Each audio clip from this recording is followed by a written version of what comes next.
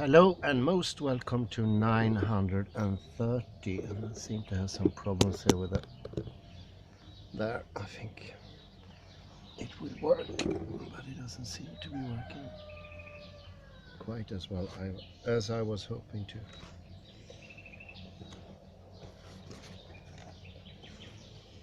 Today I will talk a little bit more about the past in 930. We have a lovely afternoon here. Sun has been showing her lovely face finally, and we feel blessed by the gods as having survived yet one more grand dinner. I had loaves of lamb, slashes of deep fried pork and salads, one even with dill, a spice I usually don't fancy that much, but today it was actually quite brilliant. I like the bitter taste from the dill. I think it was some sort of different dill. Let me talk about the ego. I mentioned it before, and it's a take of Rodolphe Gachet's mirror image. And when we decide somehow that one of the sides of the mirror image is the more sort of, or wished for, or intended, or the more truer than the other one, then we're starting this take as looking for perfection and originality. There is also an obsession in awareness. Awareness becomes filled up with this looking for, this wishfulness, and all of a sudden there is a cramped awareness. That energy, that openness that was before in the awareness is now taken up by this directedness, this ego search for objects and full presence, and it sucks up all the energy. And I would say that this is the sort of it's a similar it's a pregnant cat here. You who had a cat probably heard this meowing before when they're really pregnant. I think she's about to give birth any second. But it is a similar thing when we delve into memory. If we get too occupied in organizing everything in this ruminating way of a system, that the ego looks at each memory, place it into a specific order, and you go through what happened over and over again in your head. This takes a lot of energy. You get quite literally exhausted by it. It is taking its toll on all your awareness. You have nothing left to be aware with. You exhaust the powers, and this exhausting property or trait, I think is a better word, of the ego is one of those most telling parts of the ego. It occupies space, it takes up space, it shuts out space. It also occupies time, and when it occupies time, there is only the now. The now is nothing but absence of time, and there is no time. We have a now. Businessman, I remember from a sketch of SNL, Saturday Night Live, he says, "I only live in the now, rushing from one point to another." This is the nowness of a person. That's when he's completely caught up in the moment. There is no time to reflect, to be, to have space. You are red in the face, you are really tense, you are fixating. Reminds me of Zen club I was neighbor with. Everybody completely fixated in the body positions, locked up somehow, looking for this nowness somewhere. Someone even destroying his knees in the process. I think it was Angelo. It's the tensedness of this occupation. that doesn't allow for any flexibility of mental capacities, neither any flexibility of the body, which actually more or less amounts to the very same thing.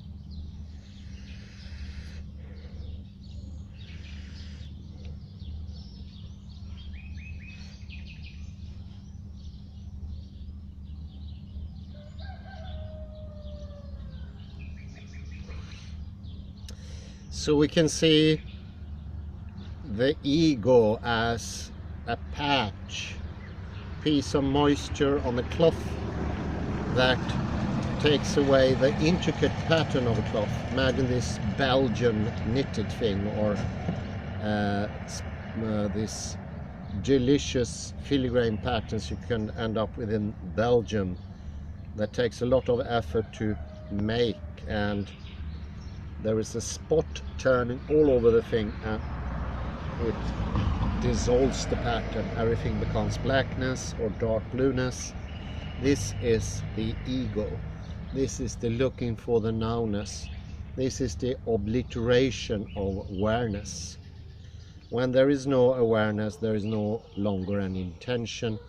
We no longer have constructions, models that could disrupt one's entering into the pure existence of the now, of pure reality without form in the normal sense. This is form beyond form. This is absolute naturalness. And this is of course a construct of the ego, because when you start feeling the lack, and as we mentioned in the episode before, 929, when we no longer have access to the past, because this searching for nowness, we get less knowledge, we know less of the world, and we cannot access the past where all the knowing is stored, where knowingness nests, so to speak, where knownness inhabits the past moments, what we have experienced. Or take for instance this poem by Fichte, I think, the wanderer, the Vandrungsman, goes up his path, and at each instant he remembers the past, and that is what gets projected into the coming home process of getting back again, getting to home, feeling at home, being at home. And I saw in front of me the warm fire, the loving wife, the kindredness among the people, the food put on the table.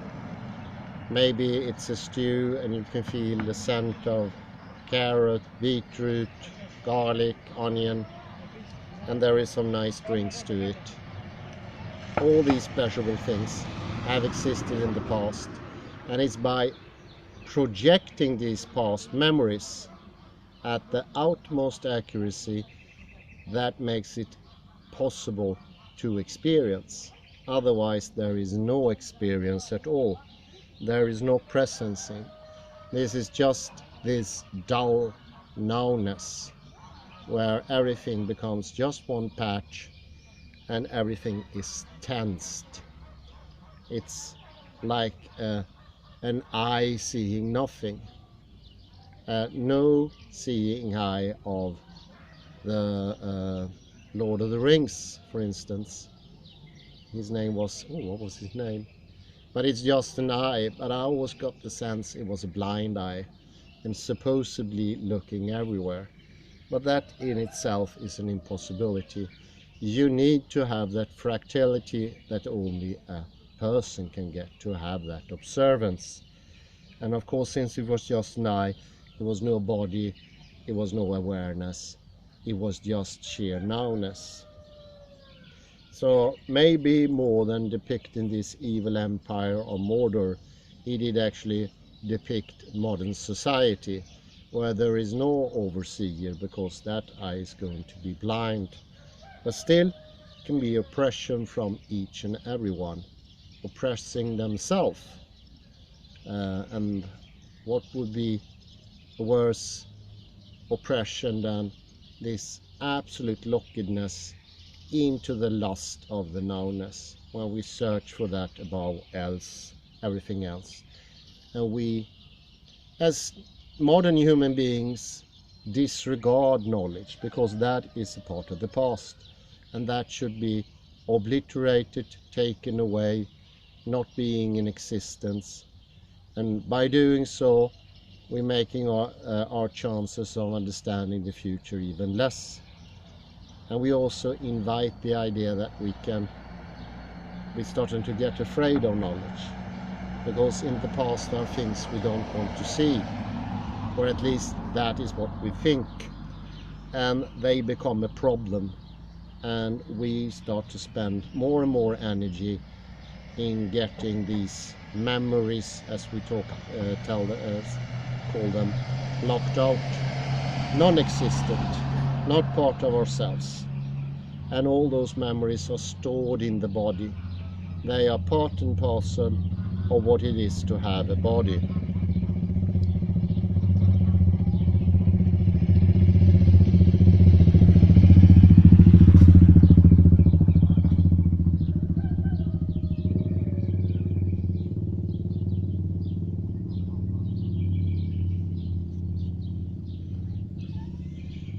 I think after a while a sort of wisdom will start to develop, and this wisdom is to see one's own past in more and more complex forms.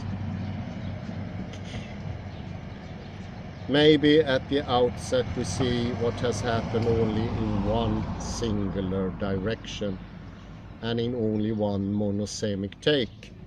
But once we deconstruct this polarity, this bipolar yes and no, existence and no existence, what has happened against what has not happened, this is the whole process of the ego putting his or her stamp of acknowledgement that something really has happened, this rumination of the mind, where we go over things over and over again, this tiresome process that we reread what we already experienced, and thereby we make it tokens, we sort of press it in the press, we imprint a regular mark that is not a memory, it's a memory in general.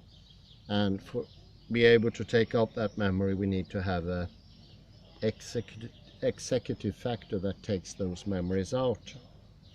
Everything happened by themselves, supposedly a completely automatic process, and of course this automatic process make it non-accessible for awareness. It is something outside awareness. And this is a stressed model of the past. So instead of being a source of pleasure, a source of enjoyment, I experience this, and you can compare what you have today with what you had yesterday, and therefore you get this impetus, this inclination to improve even more, because it makes you happy, you see progress. Instead of that, we get this dulling process of just comparing, and in this comparing, all force, all energy gets lost, because everything needs to be put in the same boring format.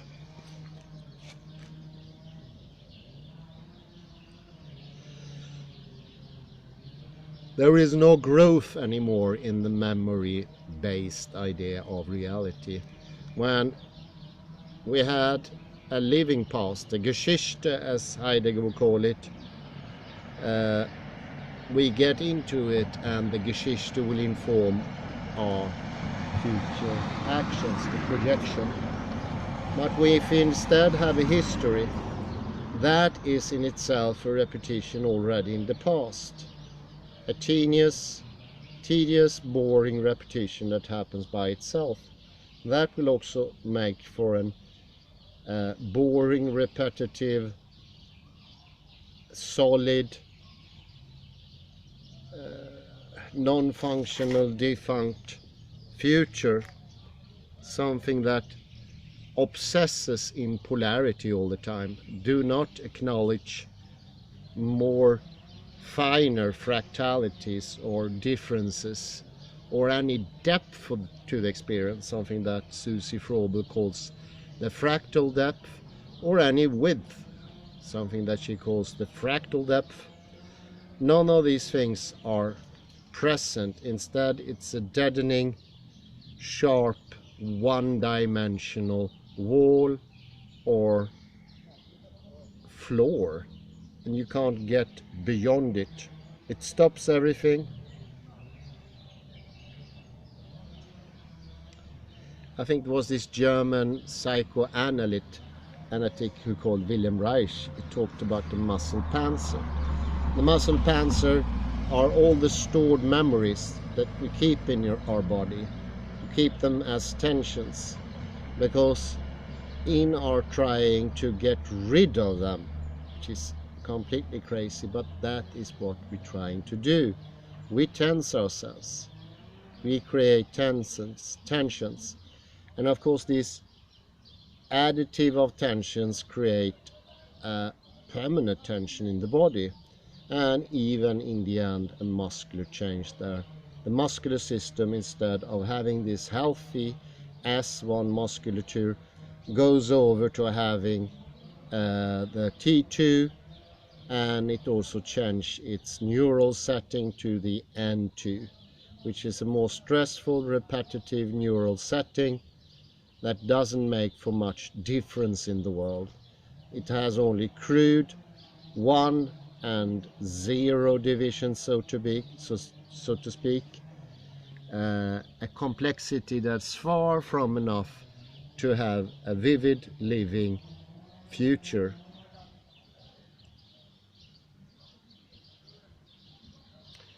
And in the course of this delving into a much lower chaotic order, where a strange attractor is much less resilient, and instead of giving things up and trying to get higher up, we cling to this strange attractor and says, this is all we got. Everything we have is analytical philosophy.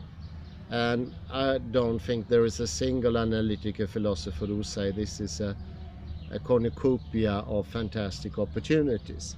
It is just the opposite, and they know it themselves. So in this lack of satisfaction,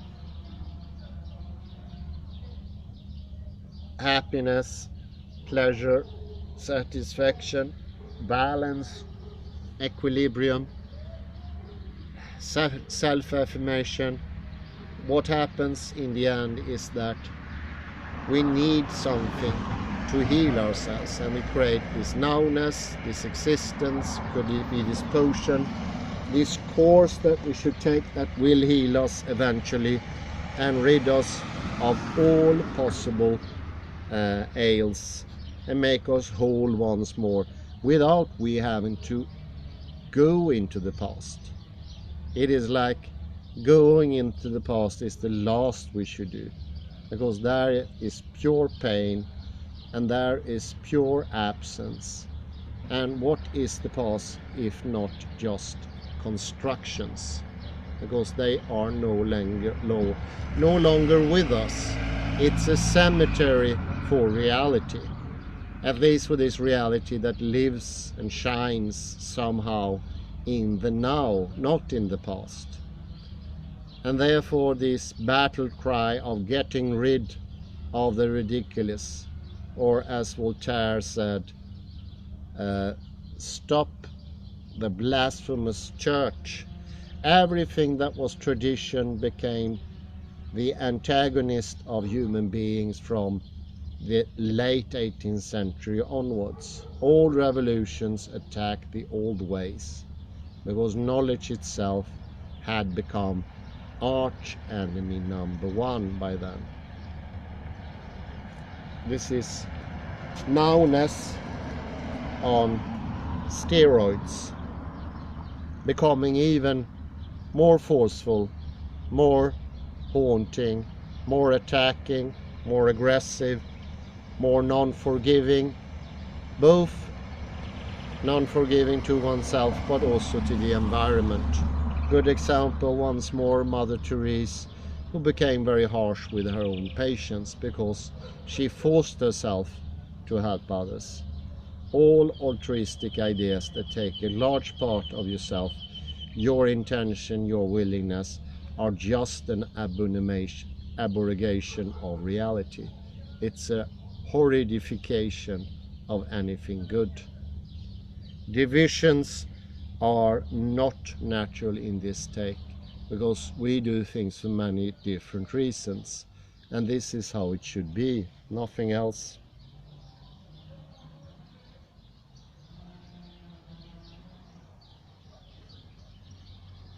And today we are encouraged both to neglect all knowledge, because knowledge can only be in the past. We construct our knowledge from nowhere. This is the view from nowhere's knowledge perspective. We make knowledge now from nothing. We create new religions here and now, something that started already in the 19th century. From scratch they were created.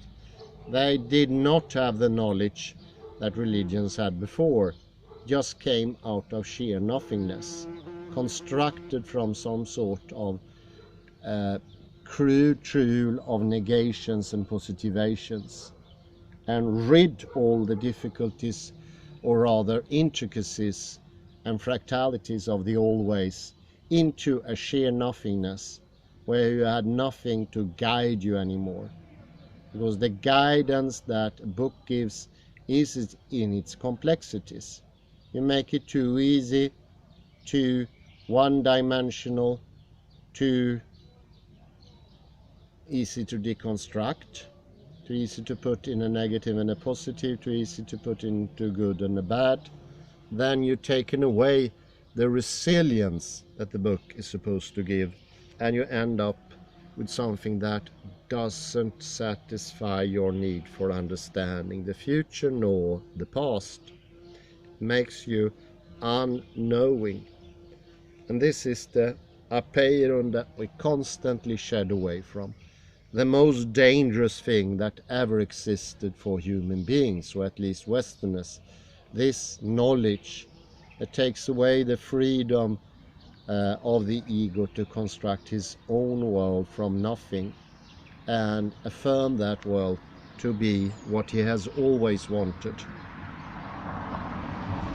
We feel haunted, and the haunt that is following us, the ghosts, the specters that are taking in our soul, is what drives us even further into the now, into the mirror image.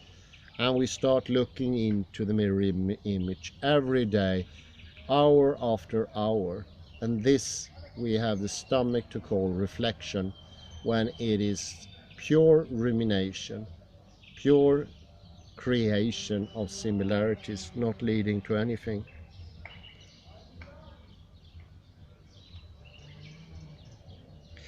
And nothing might change until something radical happens. Heidegger always talked about a radical change when something radically happens in your world. Maybe a world war, but he also predicted it would not be enough, not any longer. It could have been enough 100 years earlier, but today it's simply not enough. We're even more stuck. And this threat to our consistent idea of keeping to the existence makes us be afraid, because we don't have any resilience. The very low degree of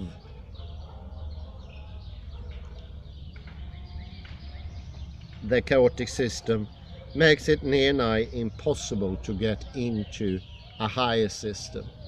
The lower knowledge you have, the harder it is to progress, because the less you have to stand on, the less stability, permanence, and all those things that are incredibly important for any progress, that could make it possible for you to actually stand on something while entering to a new level, becomes less and less accessible the further you go down the scale. In the end, it is completely blocked out.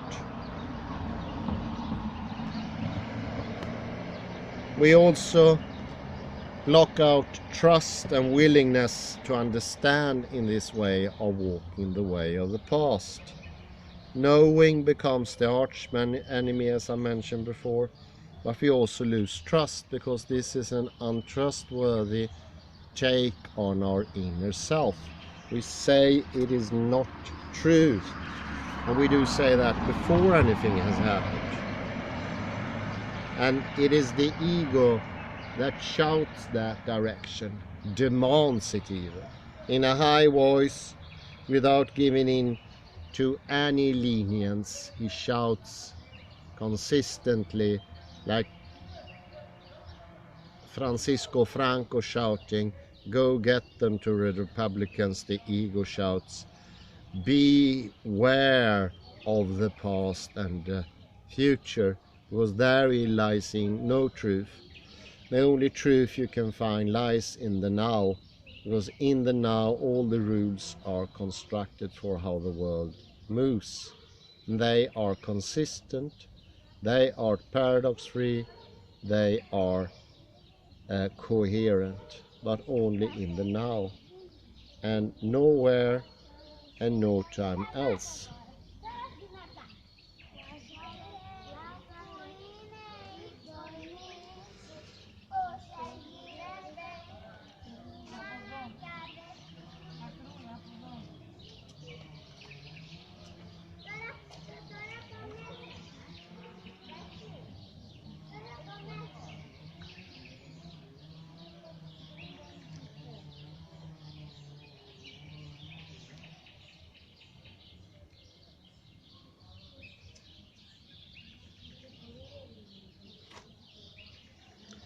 And in the end, this steely harshness of technological knowledge, the one that produces almost like the toy factory, the memories of the past, sequences that we can compare.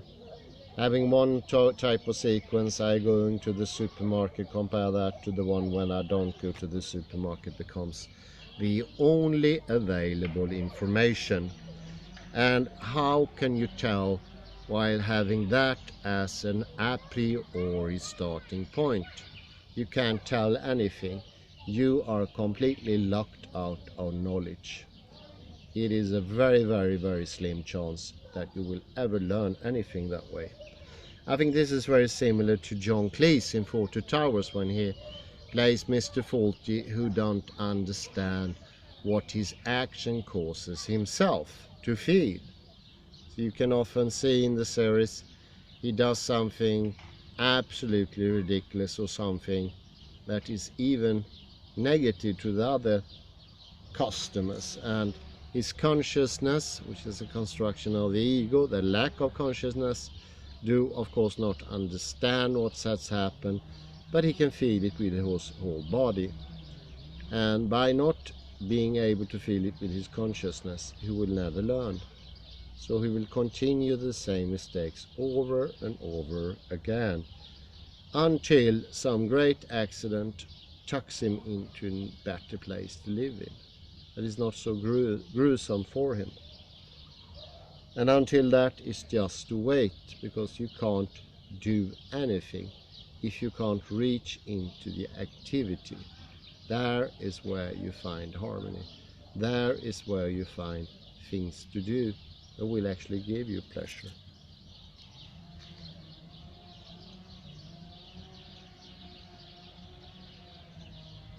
And this is also a shining away, or blocking away, or hiding from knowledge as such.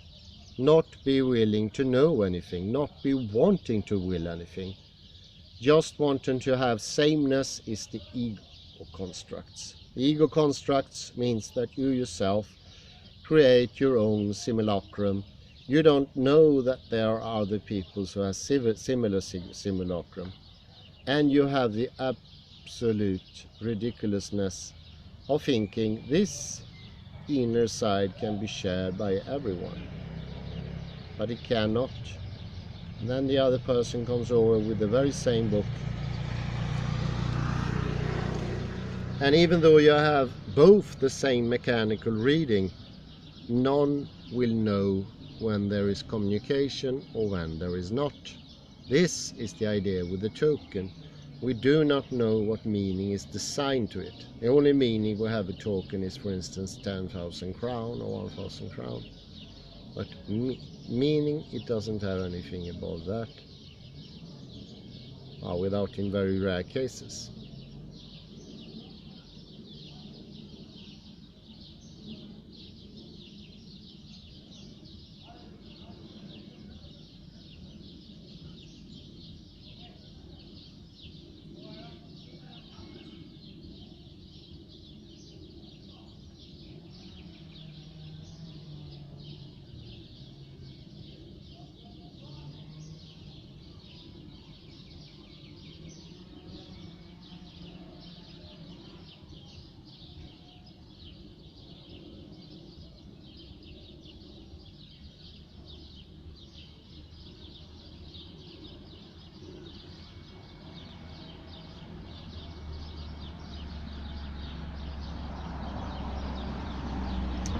The now is nothing but the holy grail of the modern society. Everything is hidden in the now. You want to go to the now, and everything you do is propelled by the idea of reaching the now. The now is the Shangri-La for you. The now will cure you, help you get better, help you do the right actions, help you do whatever you need to do to get you where you want to go. But it's not true, I would say, entirely. It shows that where you already are is where you need to start to look. Because this is the construction. It doesn't accept those foolhardily simple solutions that just go into the heart of matter. And then you'll understand. That can only be from an almost literal perspective. Like that happened here when I asked somebody to show his or her heart. They open it up and there is pure openness, and that is a very great difference to this shuttedness where nothing can penetrate in and nothing can, so to speak, come out.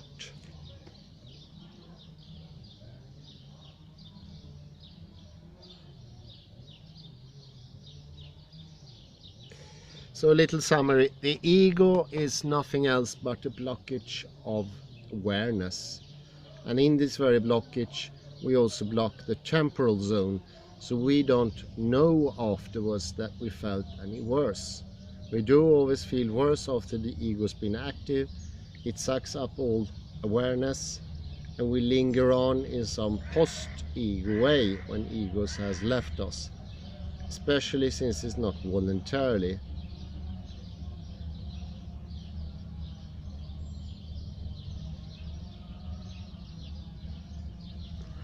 But I say thank you very much for today, and I wish you a very pleasant afternoon. Bye bye.